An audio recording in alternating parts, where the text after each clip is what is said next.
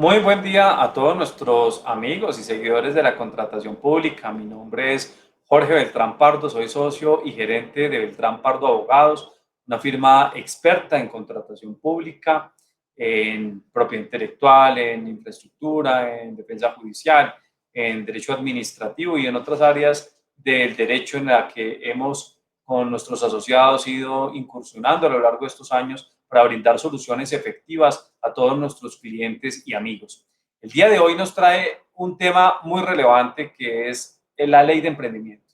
La ley de emprendimiento y su impacto en la compra pública tiene importantes efectos consecuenciales para toda la administración pública y para toda la comunidad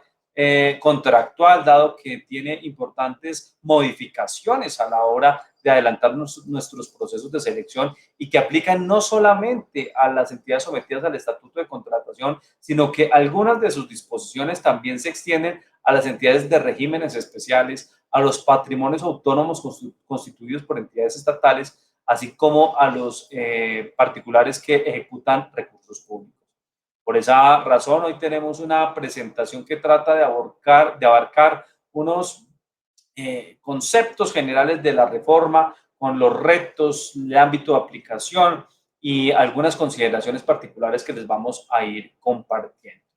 Entonces, si me lo permiten, voy a compartir pantalla para que comencemos la presentación, no sin antes advertir que claramente esta ley tiene importantes modificaciones, no solamente en materia de compras públicas. Nosotros solamente nos vamos a referir únicamente al capítulo tercero y a algunas normas transversales que inciden de manera directa en la contratación estatal, sobre las cuales iremos haciendo alusión. Es importante señalar para todos nuestros amigos de la contratación que este video tiene como propósito simplemente acompañarlos a ustedes en la ilustración de la normativa que a hoy, febrero, existe en la materia. Evidentemente, cuando surja la reglamentación, haremos alguna actualización de este video. Sin embargo, es importante poder saber qué normas son aplicables desde ya y cuáles todavía no son aplicables por falta de reglamentación. Bajo este enfoque, quisimos traer a colación con todo el equipo de BP esta frase de Michael Herbert, según la cual un emprendedor ve oportunidades allá donde otros solo ven problemas. Y justamente esta ley de emprendimiento nos debe llevar como país, como sociedad, a ser más propositivos, a ser más optimistas, a ser creadores del cambio y no a esperar siempre a que otro venga a resolver nuestros problemas, a quejarnos de todo el mundo, hacer una piedra en el zapato y haber dos problemas donde hay una solución, sino que por el contrario, esta sea una oportunidad para convertirnos en emprendedores de una construcción de un mejor país. Y bajo esa óptica, este video vamos a abordar algunos elementos propositivos con el fin de que puedan aplicar la normativa de la mejor manera. Entonces, ¿cómo tenemos dividido nuestro esquema conceptual el día de hoy? Por cada uno de los temas que vamos a abordar, vamos a hacer una breve conceptualización donde vamos a explicar cuál fue el cambio normativo introducido. Luego vamos a explicar el ámbito de aplicación, en cuándo aplica a unas entidades, cuándo aplica a otras, los retos y desafíos que tiene la incorporación de esa normativa en el ordenamiento jurídico contractual y la posterior reflexión, donde haremos algunos aportes de nuestra parte acerca de estas novedades. Esta va a ser el esquema que va a abordar cada uno de los temas que vamos a tratar el día de hoy. Espero que bajo esta metodología ustedes nos puedan acompañar en este video que hemos preparado con todo el cariño para ustedes. Empecemos por el primer asunto, que es el relacionado con la transformación digital del sector público y privado. El artículo 18, que es un artículo nuevo, establece en cabeza del Gobierno Nacional la potestad de reglamentar el uso de la firma electrónica y digital para suscripción de documentos tanto públicos como privados. Recordemos que, si bien es cierto, la Ley 527 estableció la validez de los mensajes de datos y su posterior reglamentación permitió ya el uso no solamente de la firma digital, sino de la firma electrónica. La Ley 962 trajo que todas esas novedades de la Ley 527 se aplicaran también en lo público. No obstante, la Ley 1150 en materia contractual lo hizo de manera mucho más explícita, creando el SECOP, en el cual se realizarían transacciones mercantiles de compra pública. No obstante, nos preguntamos por qué hoy, 2021, todavía muchos documentos se venían haciendo y se vienen haciendo en el papel. Y aquí vienen los retos justamente para explicar por qué es que tenemos esas dificultades operativas. Antes de pasar a los retos, tenemos que señalar el ámbito de aplicación. El ámbito de aplicación es para las entidades estatales del Estatuto General de Contratación Pública y las que están exceptuadas del mismo, para los patrimonios autónomos, para particulares que ejecutan recursos públicos y para cualquier otro particular que el gobierno en su reglamentación quiera incluir, porque está ampliado a cualquier suscripción de documento privado también. De la misma manera, tenemos que señalar que aquí no es solamente un cambio de ley, sino hay que hacer un cambio de chip cultural. Es sumamente importante que tanto servidores públicos como empresarios cambiemos el chip de quererlo hacer todo físico, de comenzar a creer en la equivalencia funcional de los mensajes de datos y de que los mismos tengan obviamente todas las garantías de seguridad de la información, que es la gran preocupación de todo servidor público y de todo proveedor del Estado. Obviamente, en la medida en que tengamos las seguridades correspondientes, vamos a poder creer y apostar más a estos instrumentos tecnológicos, fortaleciendo entre ellos, por ejemplo, el expediente electrónico único, que a la fecha Colombia Compra y el Archivo General de la Nación tienen que implementar adecuadamente en el SECOP para garantía de todos los usuarios de la herramienta. Pues bajo esa óptica es sumamente fundamental que modifiquemos también los procedimientos internos en las entidades, que incrementemos la eficiencia modificando los manuales, los procedimientos, los manuales de firmas, la forma de interactuar y de adelantar nuestros procesos de contratación y nuestros procesos administrativos en desarrollo de los mismos. Si bien es cierto, en pandemia tenemos el decreto 537 y el decreto 491, que son legislativos pro tempore de la emergencia sanitaria, que por cierto se vence el 28 de febrero y que seguramente será prorrogada, no pues menos cierto que estas normas, si bien permiten incluso el uso de la firma mecánica y escaneada, pues que son temporales. Entonces la importancia de esta ley nueva es que también permite que comencemos a utilizar la firma electrónica y digital desde manera mucho más profunda en todas las actuaciones que se adelanten en lo público y en lo privado. Ahora bien, resaltemos que la firma electrónica o la firma digital no es la firma dibujada en un documento. Muchos tienen la confusión de confundir la firma mecánica, que es el dibujo de la firma que se estampa sobre un documento, con la firma electrónica. La firma electrónica es el uso de un usuario y una contraseña, como lo utilizan actualmente en el SECOP. Y el uso de una firma digital es un código alfanumérico que es validado por un ente certificador vigilado por la ONAC, que tiene todos los protocolos que se manejan, por ejemplo, en la DIAN con el MUISCA. Pero no confundamos de ninguna manera la firma electrónico digital con la firma mecánica, que es solamente el dibujo de una firma sobre un documento. Entonces, la manera de reflexión es sumamente importante resaltar la importancia del SECOP. El SECOP en la pandemia ha rendido importante servicio a la patria en la medida en que las transacciones mercantiles públicas se han podido fortalecer y profundizar con el uso de esta plataforma electrónica. No obstante, como vamos a ver más adelante, el uso del SECOP se extiende también a otras áreas y a otros personajes, a otros sujetos activos de la norma, como los patrimonios autónomos, como los pues, constituidos por entidades estatales, los particulares que ejecutan recursos públicos, las entidades de regímenes especiales, en fin. Pues la capacidad de Colombia compra eficiente para poder masificar el SECOP evidentemente es limitada. Colombia Compra ha hecho grandes e importantísimos esfuerzos que hay que reconocer y aplaudir en hacer capacitaciones y en llevar el conocimiento del SECOP a todas las esquinas y rincones del país. Pero para nadie es un secreto que desborda la capacidad de la agencia de cualquier entidad pública de hacerlo sola. Por eso es importante llamar la atención sobre retomar la postura que en algún momento tuvo Colombia Compra Eficiente de permitir la masificación de capacitaciones y más en tiempos de pandemia, donde hay que permitir que el sector productivo pueda brindar servicios, generar ingresos y mover la economía, que las empresas privadas y los capacitadores privados puedan hacer las capacitaciones y masificar el conocimiento del SECOP a nivel nacional. Sería muy importante que Colombia Compra vuelva a disponer de la plataforma de capacitación para los capacitadores y empresas que de manera responsable y seria hagan los procesos de formación y obviamente bajo la sombrilla y bajo el lineamiento de Colombia Compra Eficiente, porque también hay que reconocer que en el mercado existe mucho descapacitador que sobre pretexto de capacitar en SECOP realmente difuminan mentiras y difuminan conceptos errados a la hora de llevar las capacitaciones en materia de SECOP, o se quedan en capacitaciones netamente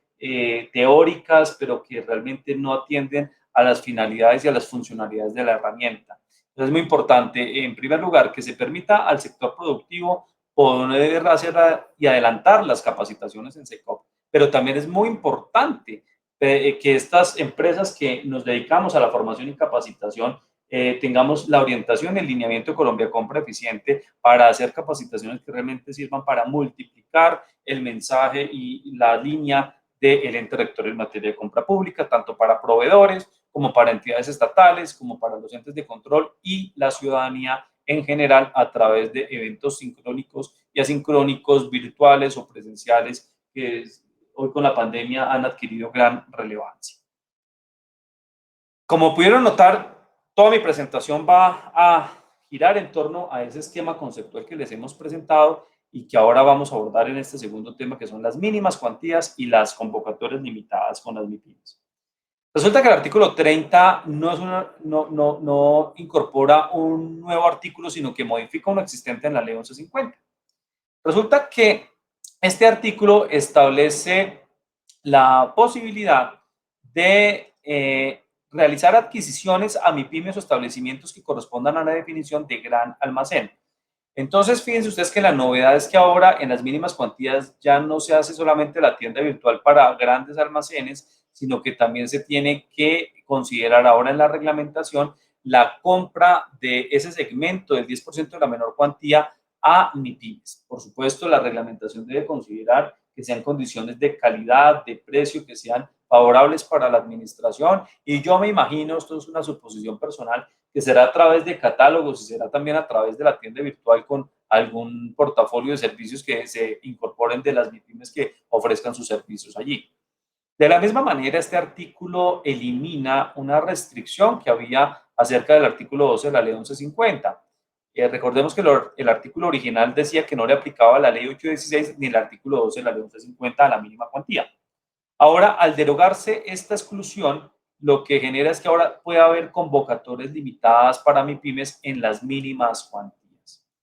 Este artículo evidentemente es aplicable únicamente a las entidades sometidas al Estatuto General de Contratación de la Administración Pública, porque son quienes aplican la mínima cuantía. No aplicaría ni a entidades de regímenes especiales, ni a patrimonios autónomos, ni particulares que ejecutan recursos públicos. Y evidentemente pues genera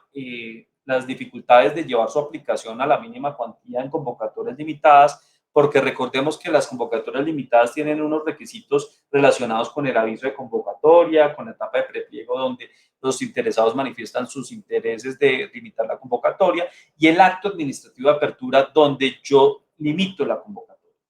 Sin embargo, en la mínima cuantía no existe en ninguna manera el aviso de convocatoria, ni existe tampoco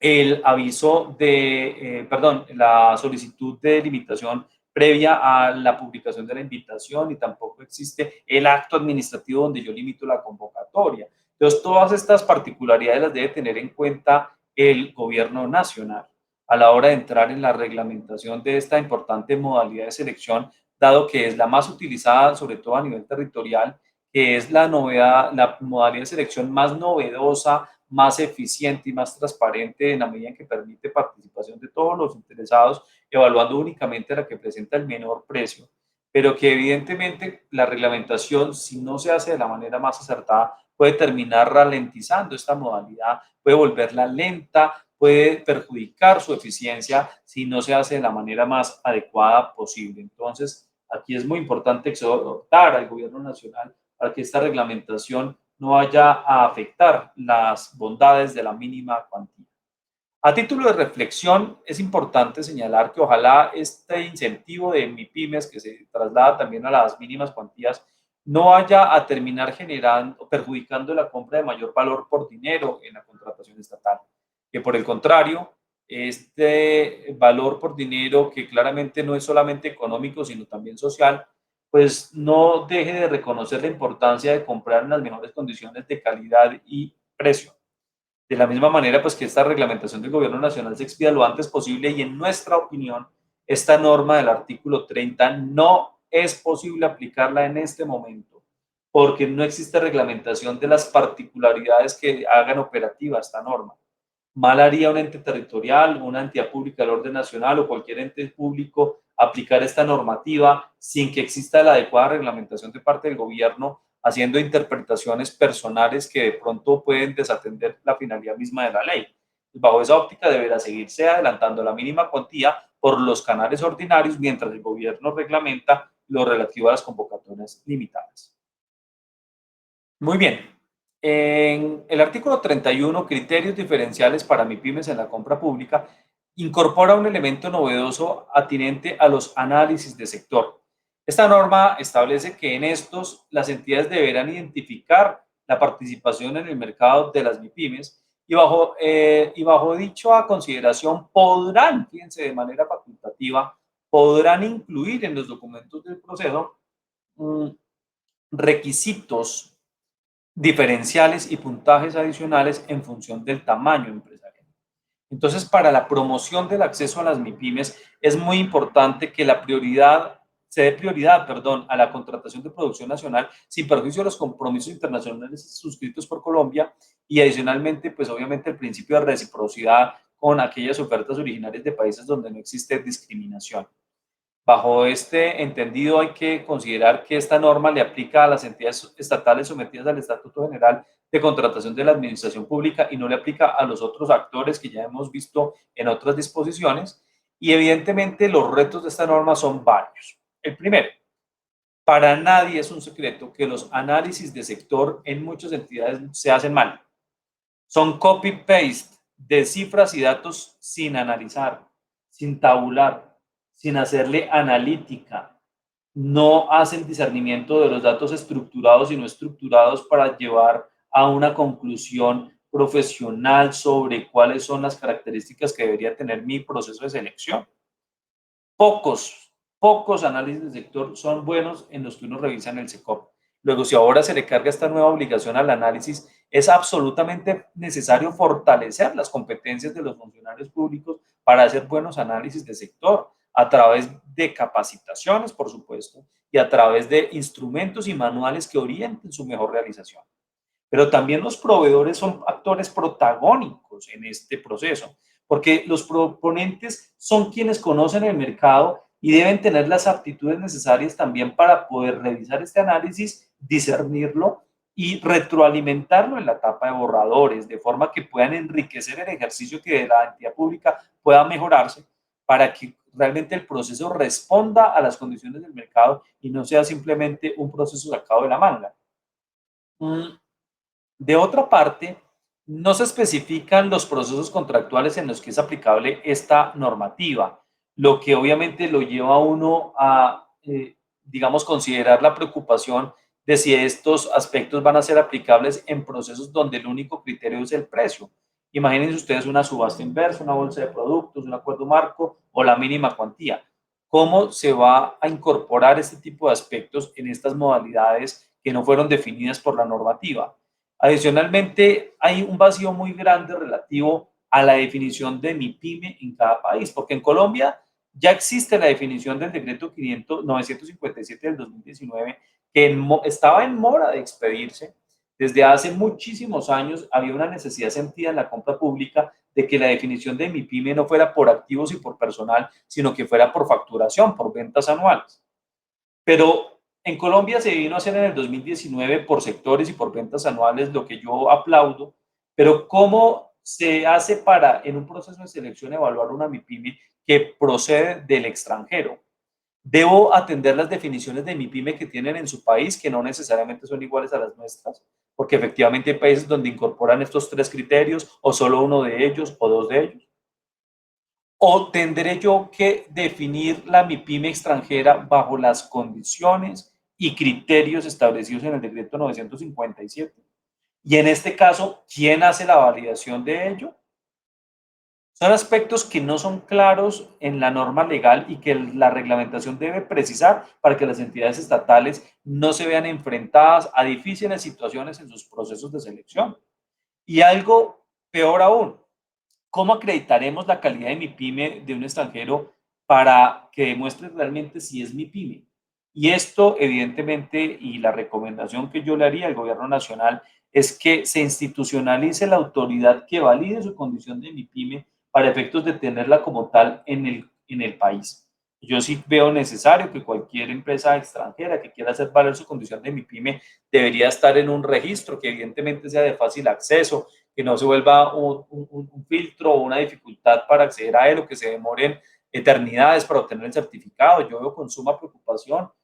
temas como que la certificación que se debe tramitar ante el Ministerio de Trabajo para demostrar la vinculación de personal en situación de discapacidad se demora eternidades. Este tipo de cosas no pueden suceder porque afectan los procesos de selección y la transparencia en estos trámites. Entonces, esto debería precisarse y pensarse de manera eficiente y electrónica, que fuera inmediata y que fuera pronta por parte de la administración para que a las entidades estatales no le toque entrar en la discusión con los proveedores de si son o no son MIPYMES. Por esa razón, estos requisitos diferenciales y puntajes adicionales deben establecerse también en función del tamaño empresarial. Aquí es muy importante retomar una reglamentación que existía hace 10 años relativa justamente a darle mayor puntaje a las micros, luego a las pequeñas y luego a las medianas, de forma que realmente hubiera el incentivo en las que son más vulnerables por su tamaño empresarial.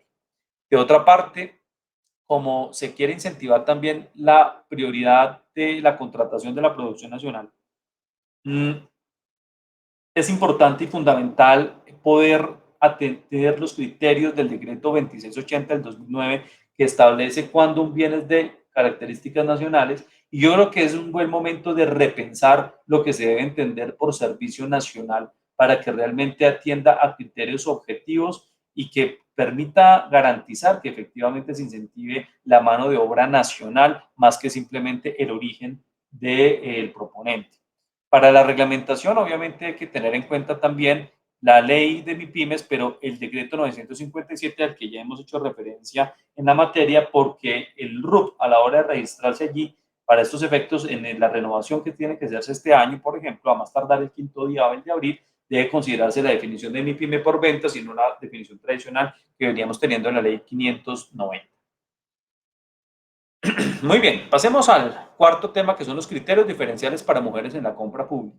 Desde hace 2 años, en el conversatorio de compras públicas efectivas que organiza nuestra firma, ya veníamos con nuestros invitados de lujo haciendo reflexiones sobre la importancia de incentivar, como lo vienen haciendo otros países en la región, a la mujer en la compra pública.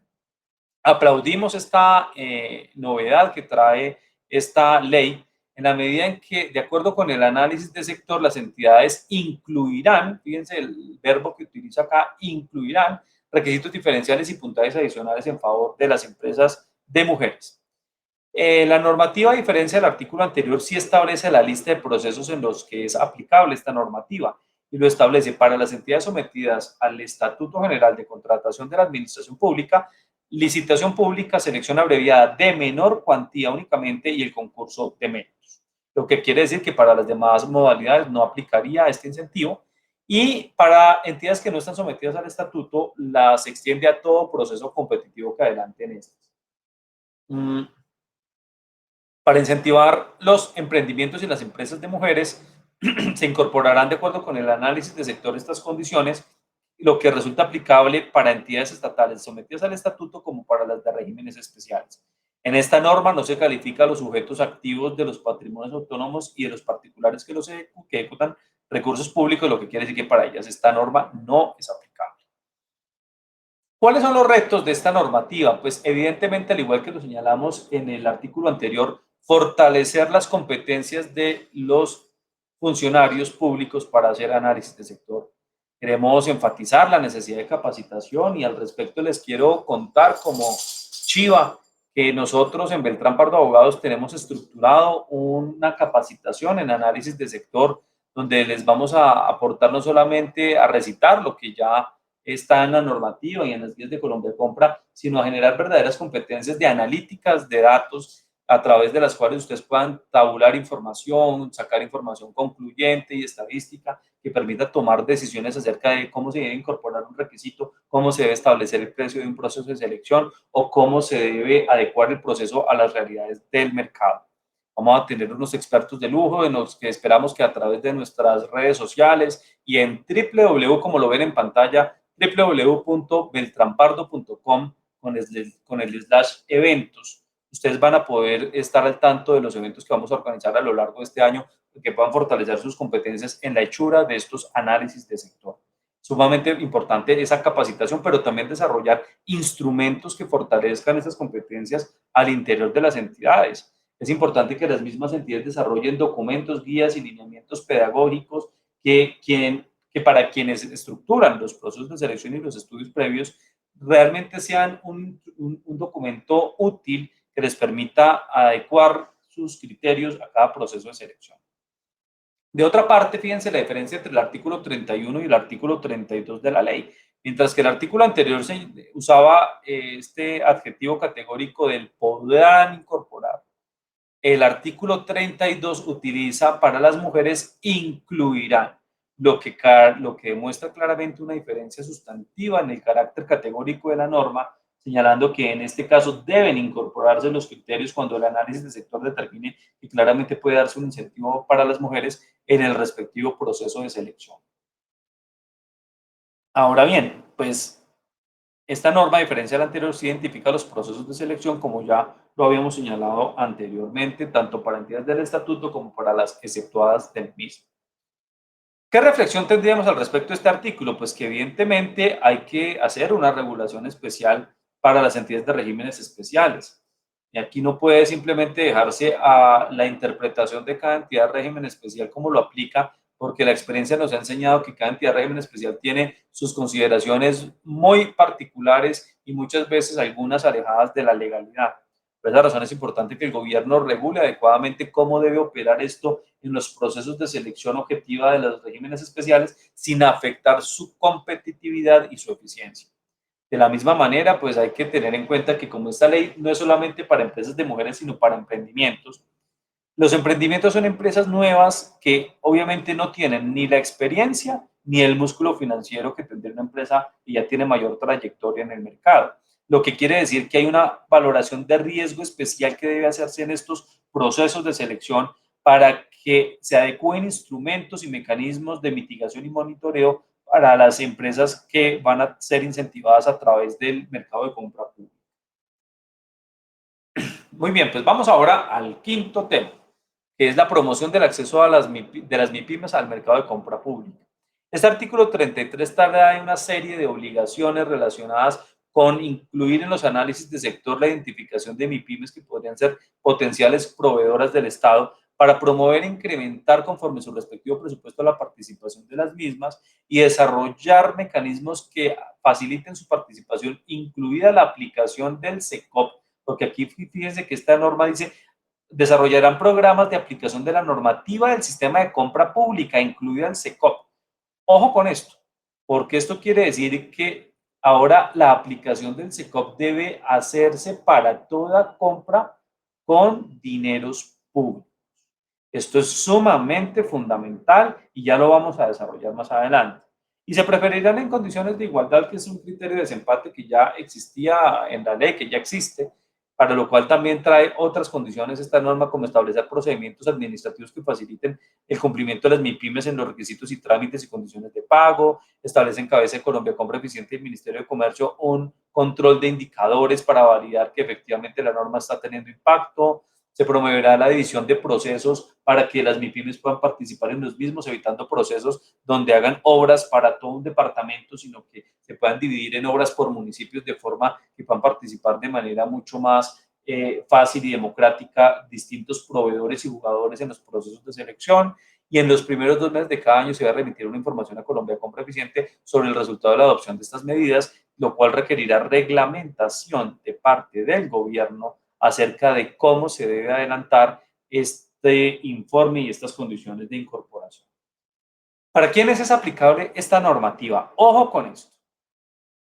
Esta normativa de MIPIMES es aplicable a todas las entidades públicas, tanto las sometidas al estatuto de contratación como a las de regímenes especiales. Pero de otra parte, también la extendió a patrimonios autónomos constituidos por estas y a todo particular que ejecute recursos. cuyo incumplimiento acarrea nada más ni nada menos que causal de mala conducta. Lo que quiere decir que hoy en día, con lo que decíamos del SECOP, de incorporar reglas del sistema de compra pública a todos estos sujetos activos de la obligación que establece la ley, que tanto los patrimonios autónomos como los particulares que ejecutan recursos públicos en los términos que indica el reglamento deberán empezar a publicar en el SECOP conforme lo establezca la reglamentación. Así que la reglamentación es sumamente fundamental para establecer las condiciones de tiempo, modo y lugar en que tendrán que incorporarse gradualmente. Por esa razón, esos retos consisten para tanto las entidades de régimen público como para las entidades de régimen especial, para los patrimonios autónomos constituidos por entidades públicas y para los particulares que ejercen o ejecutan recursos públicos. Es importante modificar y adecuar sus manuales de contratación, sus documentos contractuales, sus procesos internos a estas exigencias normativas que trae la ley de emprendimiento. Sumamente fundamental porque la mayoría no tienen incorporados estas herramientas, obviamente porque son nuevas, y otras que estando ya existentes en el mercado no se incorporaban por considerarse exceptuados del SICOP, por ejemplo. Y además, pues obviamente esta publicación en el SECOP debe ser gradual y paulatina, no puede cogerse de la noche a la mañana y exigirle a todo el mundo entrar al SECOP. Esto será un proceso que requiere capacitación, fortalecimiento de las capacidades institucionales, la configuración de las cuentas, todo lo anterior que, por cierto, les cuento que nosotros en la firma hemos desarrollado varias capacitaciones en temas de SECOP 2 con bastante éxito y en el que hemos logrado con una visión muy funcional y práctica y jurídica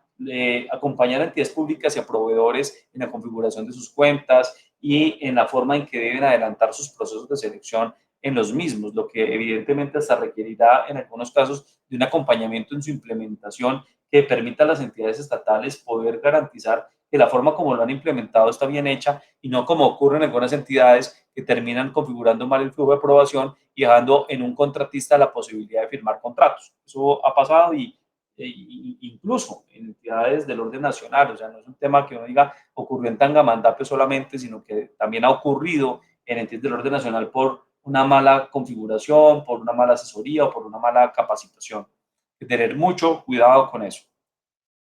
Entonces, en este tema, pues es muy importante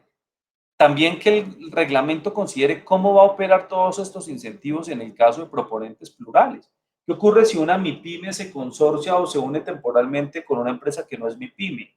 ¿Qué ocurre si se une con una extranjera que es MIPYME? ¿Cómo opera si se une con una extranjera que no tiene derecho a reciprocidad?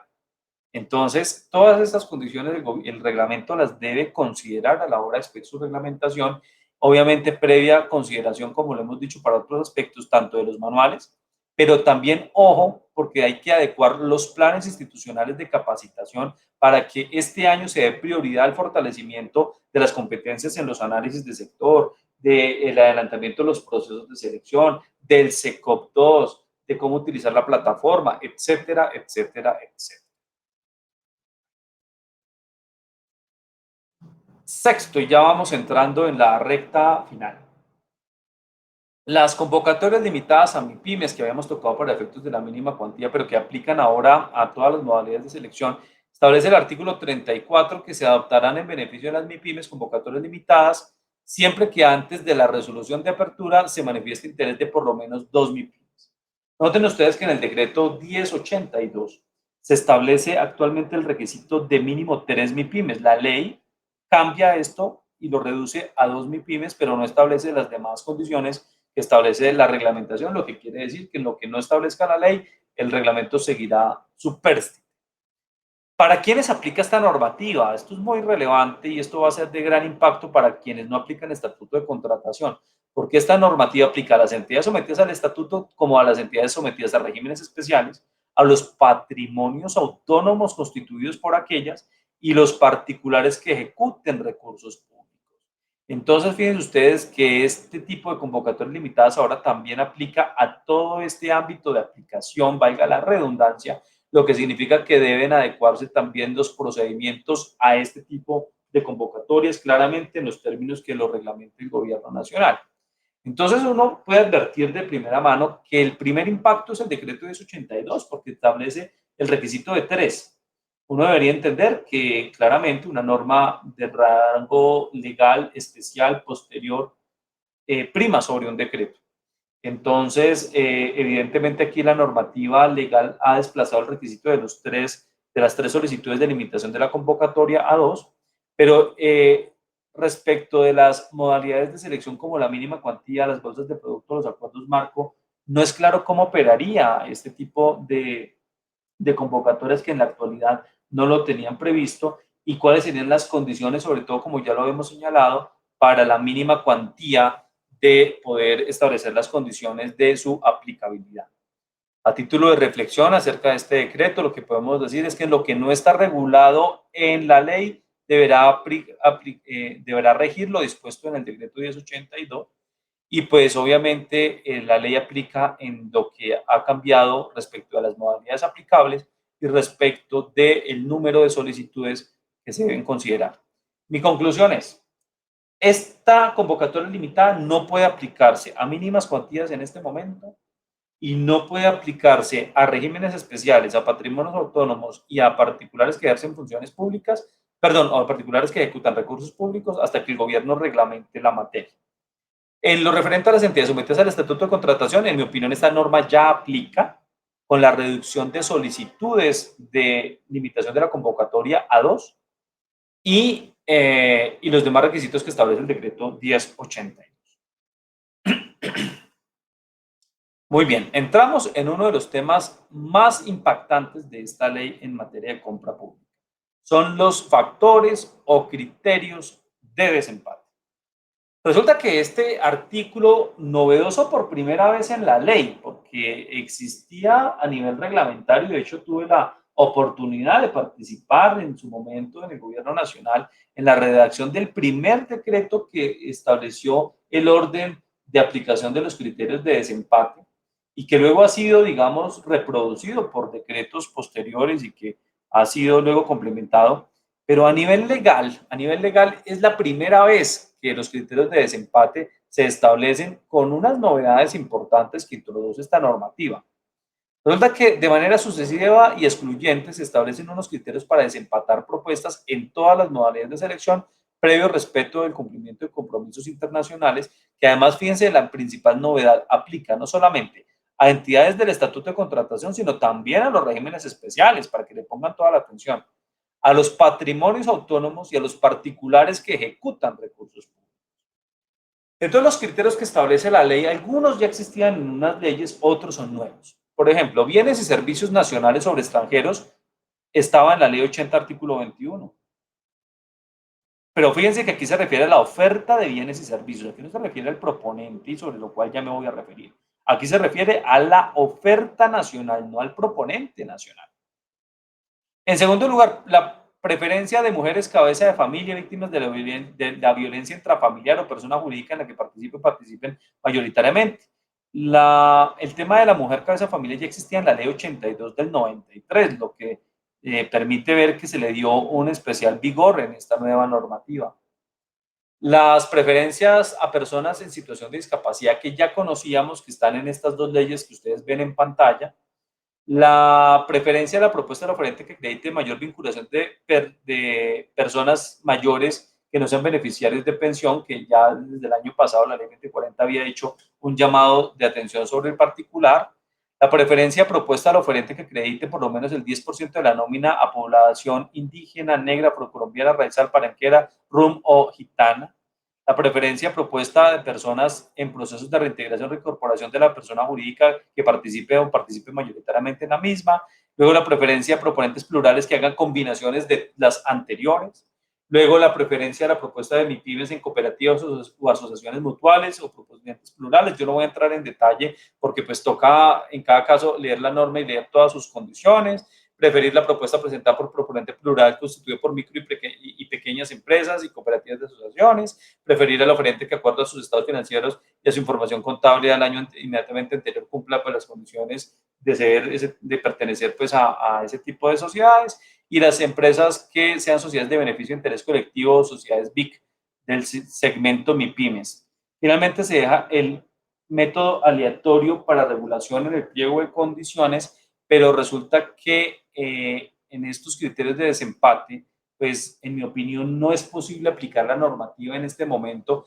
porque no hay una clara regulación del gobierno nacional acerca de cómo se aplican o se deciden en procesos de selección donde su proceso es a menor precio o donde, por ejemplo, yo determinar si la empresa está constituida de manera mayoritaria por madres cabeza de familia o por MIPIMES extranjeras o por las otras condiciones de afrocolombianidad y demás existen en esta normativa. Entonces, mientras yo no tenga la certeza de cuál es el instrumento idóneo para poder acreditar la condición, de cómo se debería exigir en un proceso de selección y cómo la entidad lo debe tener en cuenta, me parece que es una norma que mientras no tenga reglamentación no puede ser aplicada por las entidades estatales, ni por los patrimonios autónomos, ni por las particulares que ejercen funciones públicas, perdón, ejecutan recursos públicos, hasta tanto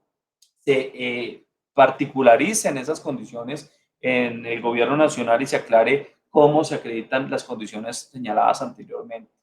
Claramente, una de las novedades importantes de esta norma es que establece que esta vinculación del personal que se trata de proteger mediante estas acciones afirmativas en estos criterios de desempate, pues tengan una vinculación de largo aliento con las empresas y no sea pro tempore para ganar el puntaje y perderlo. ¿Cómo lo hace la norma? Exigiendo que la vinculación de este personal sea como mínimo de un año de anterioridad a la participación del proceso de selección. ¿Qué quedó vacío en esta norma? Que no se incorporó un criterio de desempate que está en la ley 816, que es cuando se presenta la oferta de un proponente nacional sobre el extranjero. Fíjense la diferencia. El primer criterio de desempate es la oferta nacional, pero aquí se refiere a la oferta del proponente nacional sobre el extranjero. Entonces, este criterio que está en la ley 816, ¿dónde quedará? El gobierno nacional, ¿dónde lo incluirá? Porque una cosa es el origen de la oferta y otra cosa es el origen del proponente. Y claramente aquí tenemos el vacío que está claramente establecido para la incorporación de la ley 816 en estos criterios de desempate que creo que al legislador se le olvidó. Ya para finalizar, el artículo 36 establece la posibilidad de que Colombia compre y imparta alineamientos que procuren la generación de inversiones o compras que involucren nuevas tecnologías, herramientas tecnológicas e innovación en sus funciones o sistemas. Entonces, aquí el reto principal es definir estrategias que permitan que ese propósito no se quede en el papel y se materialice en una realidad, no que simplemente como un saludo a la bandera. Y obviamente aquí llama la atención el verbo rector de procurarán generar inversiones o compras. Cuando se dice procurar es priorizar sobre otros bienes y servicios, darle mayor prevalencia. ¿A qué se refiere procurar? Procurar es algo que la entidad puede pretermitir, que simplemente queda en el papel, como han quedado muchas otras normas que dan esas opciones a las entidades que no terminan incluyendo en la práctica, en sus presupuestos. ¿Cómo se va a garantizar que efectivamente se materialice un rubro presupuestal para este aspecto? Será uno de los temas que la reglamentación tiene que considerar. Entonces, a manera de conclusión, nosotros el día de hoy en el equipo de Beltrán Pardo Abogados hemos construido esta matriz a título de conclusión sobre el ámbito de aplicación para que no vayan a cometer errores a la hora de llevar esta normativa. Entonces, cada artículo tiene el ámbito de aplicación según le aplique a los unos o a los otros. Como pueden notar, a todas las entidades estatales les aplican estas normas. Algunas les aplican regímenes especiales y en algunas más se aplica a patrimonio autónomo y a particular que ejecute recursos públicos. Esta matriz esperamos que sea de toda su utilidad a la hora de identificar el rasero de aplicación. De la misma manera, los queremos invitar a leer nuestro boletín número 25 que van a encontrar en nuestra página web www.beltrampardo.com, donde podrán encontrar nuestra publicación justamente en la que hicimos una reflexión mucho más sucinta y concreta que este video, en la que ustedes podrán encontrar estas reflexiones de manera más resumida. Para cerrar, quisiera traer a colación esta frase del expresidente norteamericano John F. Kennedy, según el cual no preguntes qué puede hacer tu país por ti, sino qué puedes hacer tú por tu país. Dejemos de ser la piedra en el zapato, de ser tóxicos en redes sociales, de ser trabajadores tóxicos en las empresas y más bien busquemos ser propositivos, tratemos de ser emprendedores, tratemos de ayudar a sacar al país y a las empresas y a las familias adelante de esta grave crisis que afronta el país y que afronta pues obviamente la comunidad en general. En realidad esta norma tiene importantes retos que hemos señalado. Creemos que puede tener importantes efectos en el mercado nacional y que si se implementa de manera adecuada podemos lograr que la compra pública no se vea desbalanceada comprando bienes o servicios de mala calidad por contratar proponentes de determinadas categorías, sino que comprando los excelentes bienes y servicios que se logren puntuar en los procesos de selección, pues ya en caso de empate pueda preferirse a estos segmentos que ha establecido la norma. Pero muy importante no perder de vista que siempre en materia de contratación estatal la preferencia debe ser sobre la calidad de la oferta y que la condición de los proponentes simplemente es una condición adicional que se debe cumplir a la calidad. No bajar la calidad, no bajar las mejores condiciones económicas, pero prefiriendo aquellos segmentos que tienen una acción afirmativa en esta ley. Los invitamos a que nos sigan acompañando a través de nuestras redes sociales, en Facebook, en YouTube, en LinkedIn, en Instagram, en Twitter y en todas las redes sociales que tenemos en Beltrán Pardo Abogados para seguir compartiendo estas y otras reflexiones que venimos haciendo a lo largo de la contratación estatal. Agradecemos a todos ustedes su sintonía y esperamos que nos sigan acompañando con todos nuestros servicios, capacitaciones y demás oferta de servicios que tenemos en la firma. Mil gracias y que tengan un feliz día. Muchas gracias y que Dios los bendiga.